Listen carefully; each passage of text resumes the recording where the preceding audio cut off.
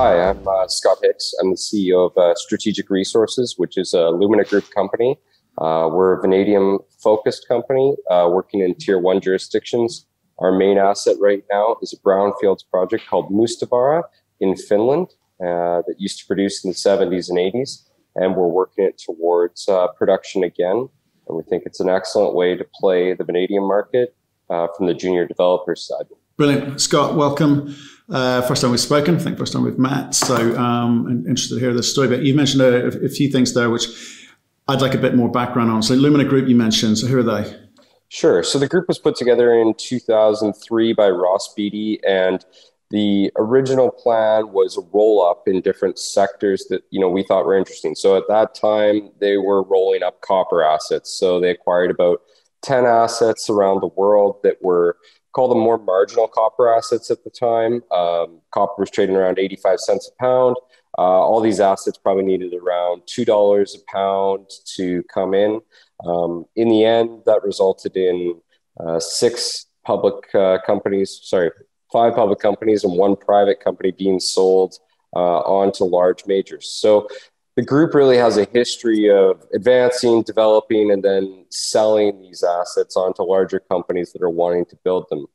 And then if you fast forward to 2014 timeline, Ross and the team were focused on doing something similar in gold. Gold was trading around $1,100. Ross had the view that it was extremely undervalued. And then we also had a view that Ecuador was going to turn around at that time. So we started rolling up all these Ecuadorian assets. So today, the group runs three public companies. Strategic is one of them, which we're talking about today. We also have Lumina Gold, which is about a $300 million market cap company with a 17 million ounce gold project in Ecuador. And we have Luminex Resources, which is about a 5 million ounce gold project in Ecuador and 3 copper projects, which are getting drilled this year. So that all has fallen out of the kind of original Ecuador and gold roll-up strategy. So already that's been spun out into one additional public company. So fast forward to Strategic, we were looking to roll up vanadium assets. We thought it was a very interesting market for a variety of reasons. And, Mustavaara was kind of the first advanced project we put into it. We also have a second project in Finland called Silasselkä, which had been drilled previously, but didn't have a resource or an economic study on it. So, the company, it's still early days, and we've obviously continued to look for M&A in the space. But we're pretty happy to pick up Mustavaara at basically the bottom of the market. So explain to me, I interviewed Ross last year, and he said, this is going to be his last hurrah was going to be Ecuador, and then he's done. Is he done? Is he carrying on mining? Because you seem to be quite busy. Yeah, I don't think Ross is ever going to be done. I think so. Equinox is obviously his primary focus right now, and he's really obviously driven, incredible growth and value in that company, and they're working on building a lot of mines.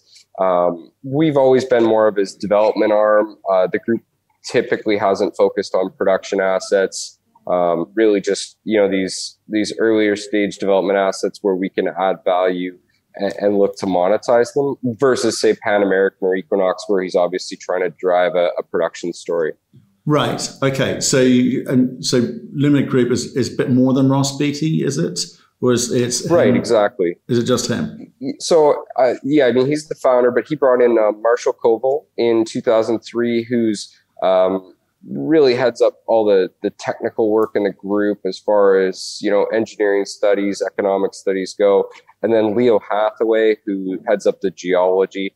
So, these guys have been working with him for, almost 20 years now. So very, very experienced team and working together.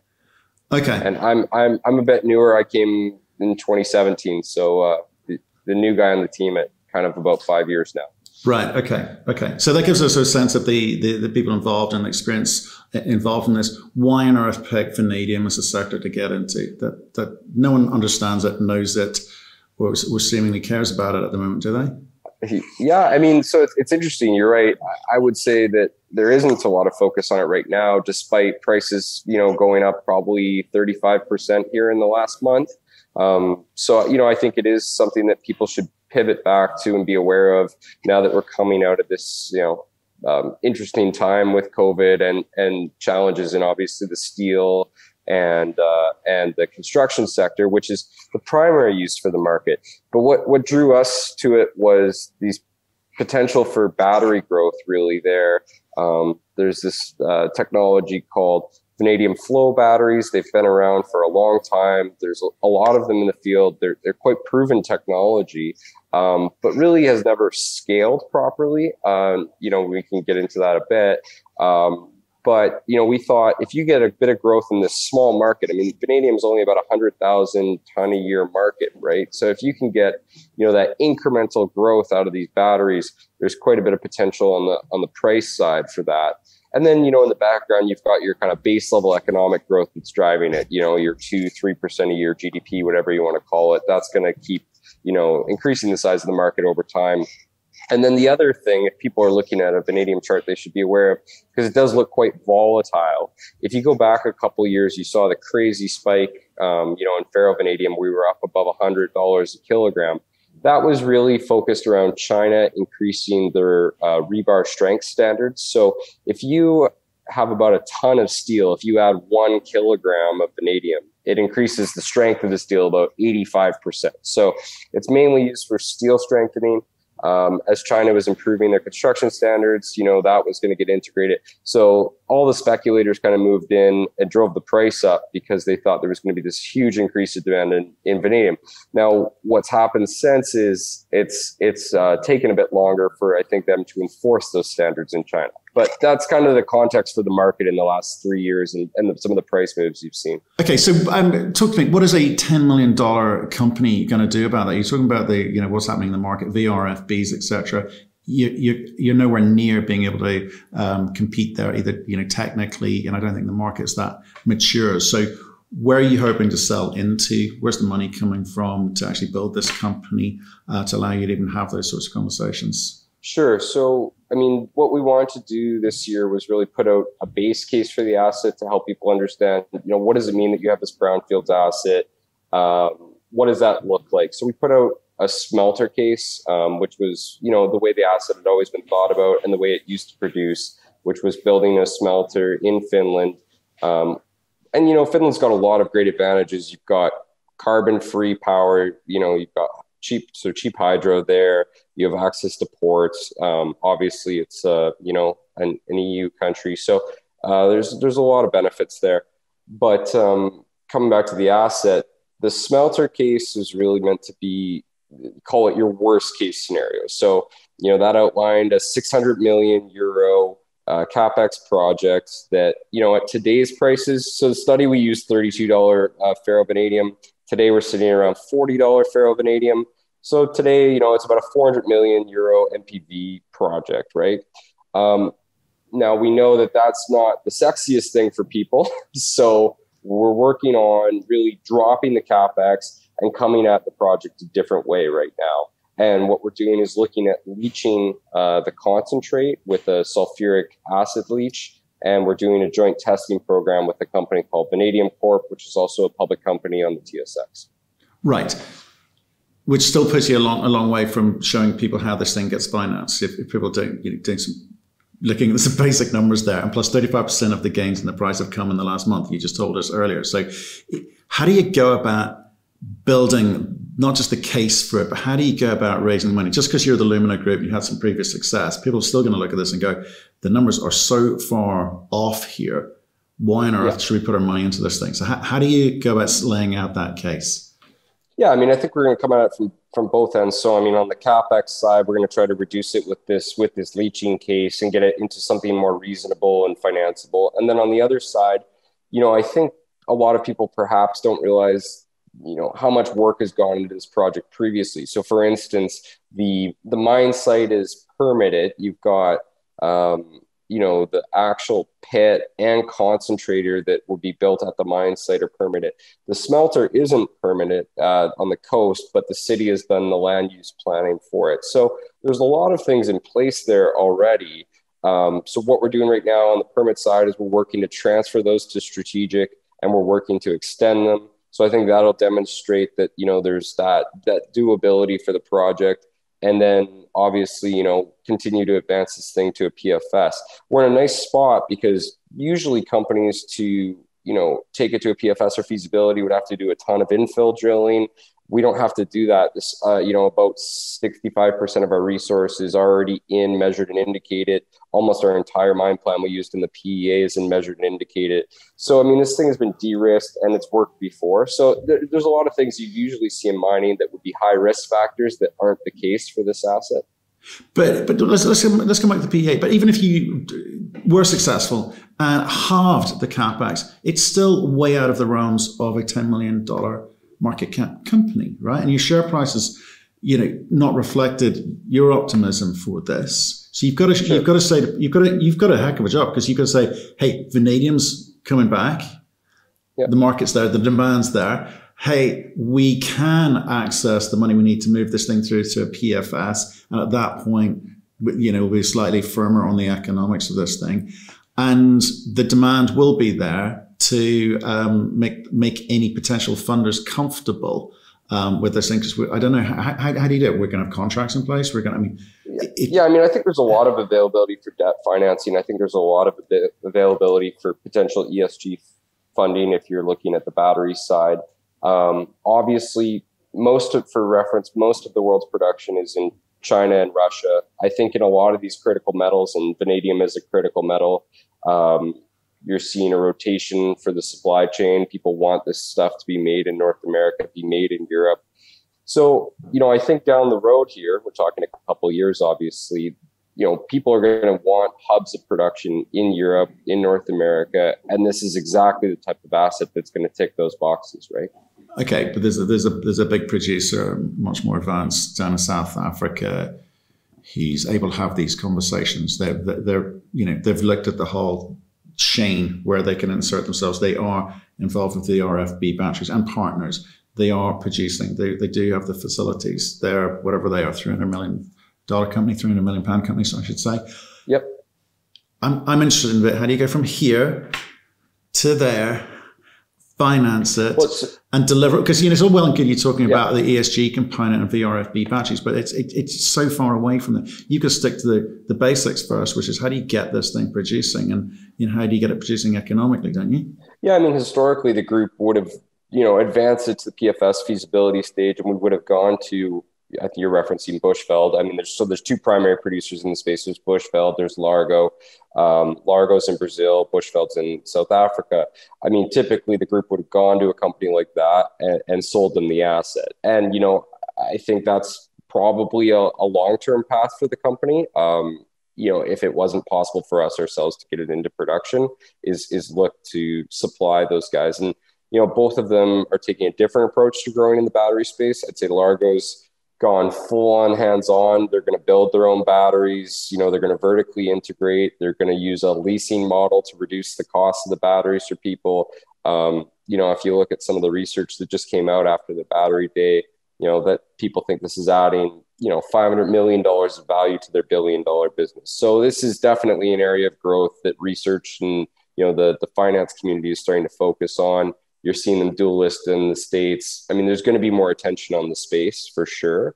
Bushveld has taken a totally different approach. They're investing in battery companies to try to get those companies to scale. And then they're really working on their end products to feed into the batteries, which is this vanadium electrolyte that goes into the batteries. Yeah, so same question then, really. I'll ask it a different way, but how do you go from $10 million to that kind of scale, and over what time have you guys got the energy to do that? Because you've got much bigger, more exciting projects out there. Or is this, are you setting this up for someone to come and take it out because you've got a reasonable resource there? What's your plan? Yeah, again, pointing to the history where you look at these things, and I know every investor that's listening to this has different time horizons, but the group is typically taken 5 to 7 years from kind of start to get to the end of selling an asset. And obviously this one's a little bit further along the curve as far as the risk, but it will take a couple years to get the permits shifted, to get the studies advanced, and to really demonstrate that the asset can work. But to have this type of resource scale, 150 million tons that's been drilled out on a brownfields asset, if we do see the move in vanadium prices that we think we will see and continue to have these supports, but even frankly, in and around these levels today, I mean, it's a very exciting asset to have only picked up for the price we picked it up on. I mean, at, kind of 150,000 euros that we bought at the absolute bottom of the market out of bankruptcy. I mean, this is the sort of deal that our group has done. If you look at Congreos and Lumina Gold, we acquired that asset for $5 million, and now it's a $300 million company as we progressed it through this de-risking profile, right? So how much of the company do you normally hold at this stage? Because between Ross and the Lumina Group management team, you got less than 20%. Is that normal? Right. Yeah. In Lumina and Luminex, it's a bit higher. Luminex is about 26%. Lumina is about 30%. So Ross usually sits around 20%. He came in for 10% of the last financing. And I'd expect management to kind of hold around that 20 to 25% level, which is pretty typical across the companies. Oh, and then, right. But at the moment, it says in your presentations, 11% for the management team and 8.7% for Ross BD. So yeah, you'd hold that going forward. You kind of follow around that. 20. Yeah. Okay. Exactly. Okay, interesting. And if you kind of go a little bit further out, I mean, there's this group of investors collectively that have been following the group for 20 years that go into pretty much every placement. So, I mean, when we pick up the phone, we typically know where 50 cents of every dollar we raise is coming from before we pick up the phone. So it's nice from that perspective. The challenge the group has is we have these great investors that always want to come in on the placements. We do need to do a better job, I'd say, of generating, on-market support and obviously getting people focused on these companies, especially as some of these things are a bit niche-y. I know vanadium's a bit niche-y. Obviously, when we went into Ecuador at the time, that was a new concept for people too, right? So, we need to do a better job of educating people, which is part of the reason I'm out here today. Yeah. Okay. So let's come back. So what did you buy? It was last July you made the acquisition completed. Is that right? Right. That's right. You said $150. 150,000 euros. Yeah. Right. Okay. So $150 on this thing. And what did you actually pick up? What was included in that? Sure. So we did it the way we structured the deal. We basically restaked all those reservations at the time. So for those familiar with the Finnish system, that kind of restarted the clock, gives you about 15 years on the title. So that's important because the existing claims that these guys have are a bit long in the tooth. So we were able to restart the clock there. We got 150 million ton resource out of that, basically, that we brought over to 43-101 in September last year. We got all the IP around it. So they've obviously done a lot of study work historically. So we were able to get that. And there's about 60 tons of concentrate sitting in storage from the past production. And the reason that's important, Matt, is all this test work we're doing right now, we can use that concentrate that's sitting there to do that test work on the leaching side I was speaking about earlier. Right. So how much money did you raise? The last raise was about $2.5 million. So. Right. So talk me through what you're doing, because just in terms of what the best use of money, because they're down at this end compared to some of your projects, down at this end, every buck counts. So what are you directing that at, and to what end? Yeah. No, it's a good question. So the test work we think is crucial. So we're spending somewhere in the neighborhood of $80,000 to $100,000 Canadian on that test work right now. We also have a doing what again? To what end? You're testing it to do what? What do you get out of it? Sorry, that's a good point. So the current end products are out of the smelter case I was talking about is ferrovanadium and pig iron. We're looking at you basically kind of waste the titanium that's in the deposit. So if you look at this leaching side, what you'll get is a vanadium product that's more suited for batteries. So instead of ferrovanadium, you'll get a V2O5 product out of it. So that's more suited for the batteries. Still can be used in the steel industry, but it could, it's more amenable to battery use. And you'll get a high purity iron. and you'll get a titanium revenue stream, which you don't get with the smelter case. So you're hoping for similar to lower op costs, you're hoping for lower capex costs, and you're getting an additional revenue stream out of that potential leaching scenario. So, we think that really would add a ton of value to the asset and give it a different path to production. And I mean, obviously, if you think about a smelter, not only is it expensive, it's kind of against the trend of the way the world's going. People want lower carbon, lower impact type projects, and leaching would be a much lower carbon way to go for processing these metals versus smelting. Great. So you spent $80,000 to $100,000 on the test work. What else? What's next? So, I mean, obviously, we just spent a bunch of money to finish the PEA, and for people to understand that, if you're saying, well, why'd you do a smelter PEA if you're going to pursue this leaching case? Everything at the actual mine site would remain the same. So the mine plan that's there, the concentrator that's there, those would stay the same. So it's really the back end processing that would change. Now, important thing for your listeners to realize when you're looking at these vanadium assets, upgrading is usually a very crucial part of it. So one of Mustavaara's best qualities is that the in situ grade in the ground of vanadium is about 0.3% V2O5. It's all sitting in magnetite. So when you do a magnetic separation, it goes into a concentrate, and then you process that concentrate. So obviously, the less material you can get with a higher vanadium grade in the concentrate, the better off you're going to be on the processing. So at Mustavaara, that's about a 7-to-1 ratio. So you go from 0.3% in the ground to 1.7% in the con, and that's an excellent upgrade factor. If you look across the world, that would put you in a similar range to the South African producers you were talking about earlier for con grade. They're kind of 1.7 to 2% on the V2O5 con grades. How much was that? How much did you spend on the PEA? Oh, probably about 300,000. Okay. And then what we're looking at on the second asset is a drill program in Q3. Not a huge drill program. We're just going to drill about 1,000 meters. And this ties into what I was just talking about. That's so we have fresh material to do the magnetic metallurgical test work to see what the upgrade factor is there. So the asset's been historically drilled. This is Silasselkä I'm talking about now. We know there's vanadium grade there. It's actually twice the grade of Mustavaara. So now we just need to understand what the upgrade factor looks like.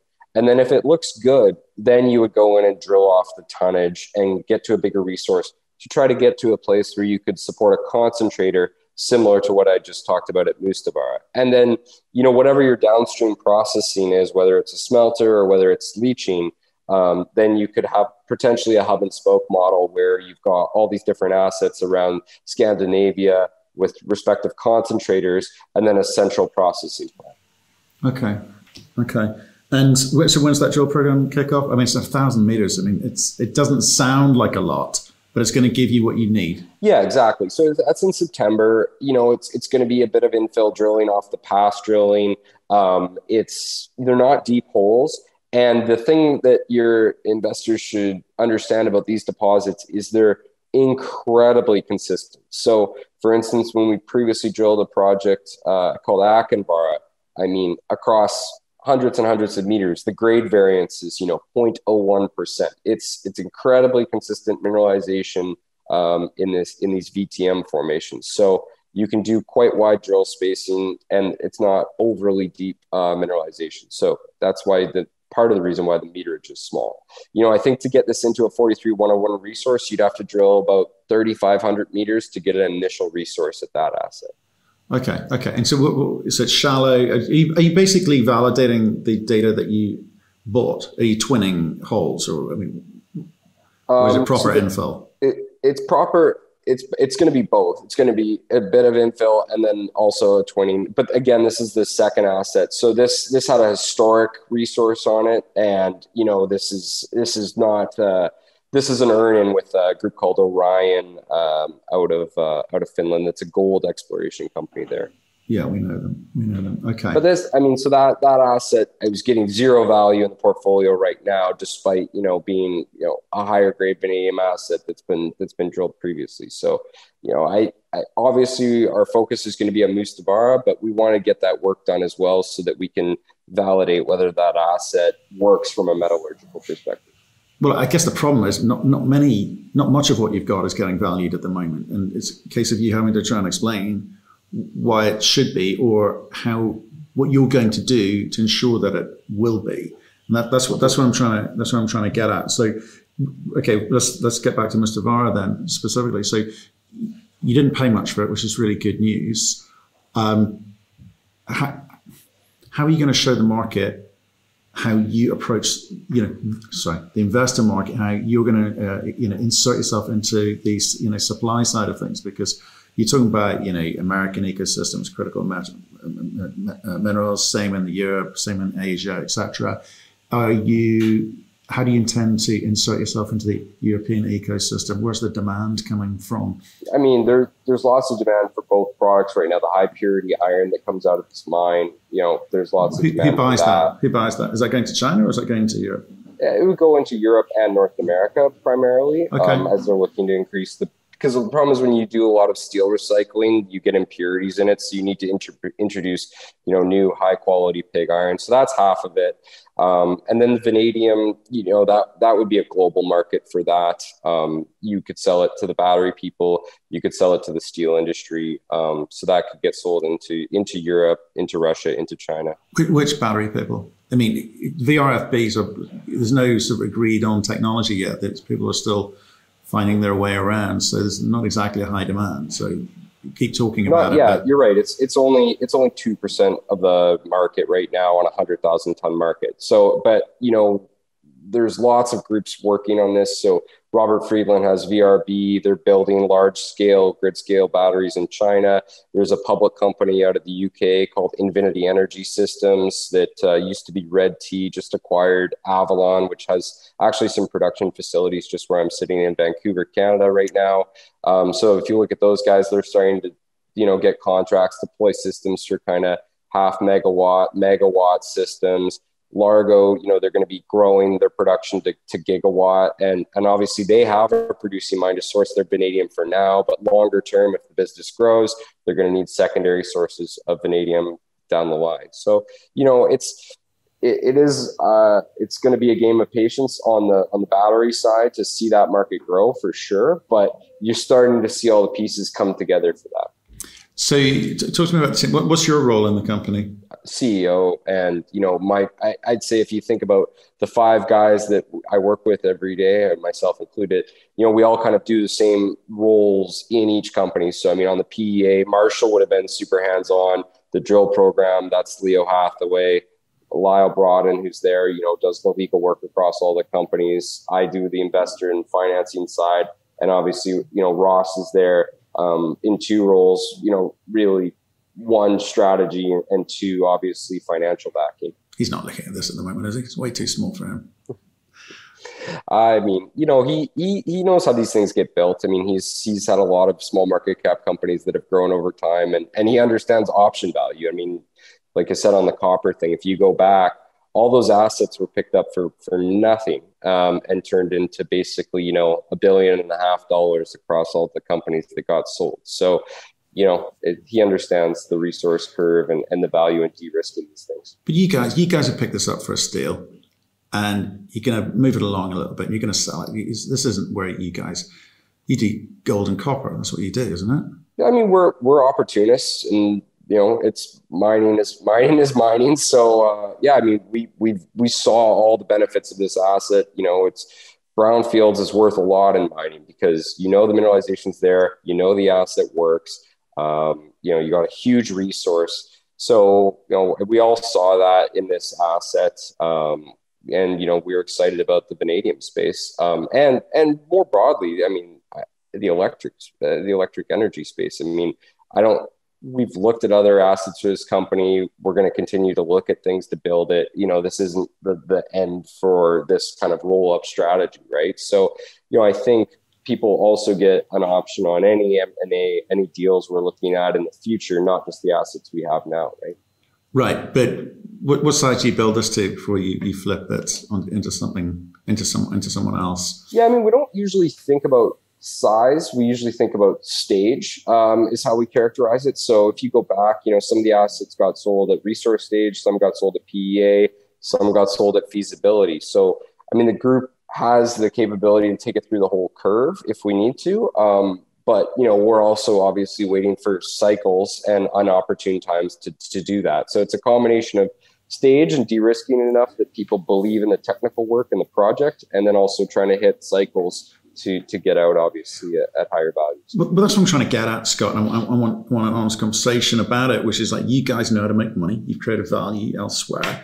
You're an opportunist, but this isn't a space that you've got a track record with vanadium, right? And the market's been spiky last 3-4 years. Price have been volatile, to put it mildly. And it could damage a lot of companies, could damage a lot of wealth creation. But you've walked into this with a plan. I just want to know, if I come and invest in your company, what ride am I coming along for? We're going to get this thing rocking through the PFS, and then we'll flip it out. Everyone will make some money. That's all good news. Is that the plan? That would certainly be the base case plan for the group. Yeah. And I mean, the one comment I'd say that Ross made, which is, I think, a fair point, is it is a unique space in the sense there is only 2 primary producers. So if there was a path to production, there's certainly space for more people in the market. And, it is interesting. So plan A would be develop and sell, but plan B is interesting because, there just isn't a lot of primary producers in the space. And one thing that maybe people might not appreciate about the market is, 60-70% of the production is coming out of the steel world. So unless steel is growing, a ton, you're not getting any extra vanadium production. So any incremental demand needs to come from primary sources. And there's not a lot of primary sources out there right now. I mean, as we talked about, there's only 2 in the Western world that trade. And then Glencore has, an asset in South Africa. But the rest really comes out of Russia and China. So you're seeing the Aussies work a lot in Western Australia. And then in Eastern Australia, they're also working on some shale deposits. But, and then there's big ones in Canada and big ones in Europe. But the market, there's not a lot of primary ones out there. So this asset is unique in the sense that it's so far along and it has produced before and it's in a good jurisdiction. So, we're happy with where we're situated. Okay, well, but that's great. So to your point, though, not happy with the valuation. To your point. Well, of course not. But that's the bet. The bet is there's not enough players producing at the moment, and the ones that are in a similar position to you guys in the sense that they don't know how to make their way forward when the market has been so erratic of recent years. I'm just trying to say, with Lumina Group, just being part of Lumina Group, help it? I get the answer is, I guess, a big fat yes. But how ambitious are you guys going to be on this one? Because you got 20% management, like $2 million effectively of a $10 million company here. Are you going to be more supportive to get this thing going? Or were you just happy at the current levels? No, I mean, we'll continue to build it up. For Lumina Gold, for instance, the first financing and the whole acquisition of Congreos was $5 million, right? And so management would have around 30%, maybe a bit more than that initial financing. But the group's basically kept pro rata all the way along, despite the fact we've raised probably $80 million of capital for that company since then, right? So, we'll keep investing at every stage, and we want to take it to the finish line for whatever that is, whether it's a sale or potentially building an asset down the road. Okay, Scott. Well, I appreciate you coming in and telling us the story. It's early days. It's nice to hear that you guys will be supporting this, will follow your money, and you will follow your strategies that you've employed elsewhere in the Lumina Group. So I appreciate it. Stay in touch. Let us know how you get on. Okay. Yeah, for sure. So I just encourage all the listeners today to watch for the news on that leaching results. It's going to come out probably in the next month's time. And, the ticker is SR on the TSX Venture Exchange. So, add it to your watch list, keep an eye on it. And we appreciate you taking the time to listen today.